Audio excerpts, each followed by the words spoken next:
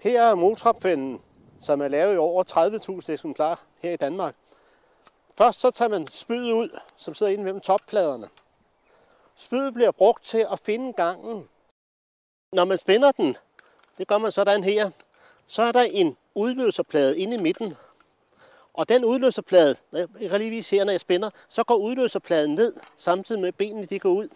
Det vil sige, at benene de er inde i siden af muldvarpgangen, og gangen er jo sådan set intakt.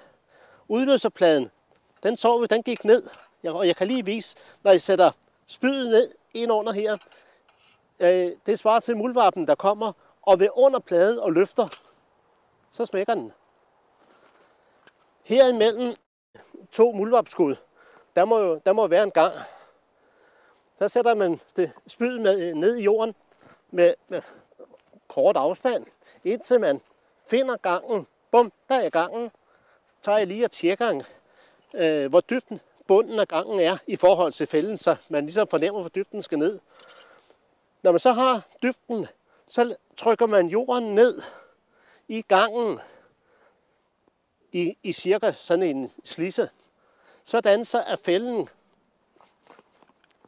at jeg kan lige fælden ned, så den kommer ned og står nede i bunden af gangen. Ikke presser, ikke løfter, står i bunden af gangen, og så spænder man den sådan. Det er måden at sætte fælden på.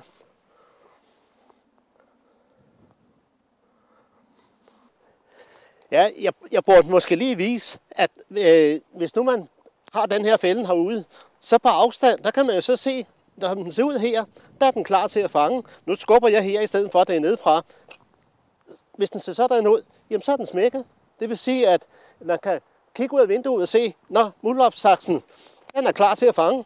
Nej, der er kommet en under. Der sidder formodentlig en muldvarp i saksen.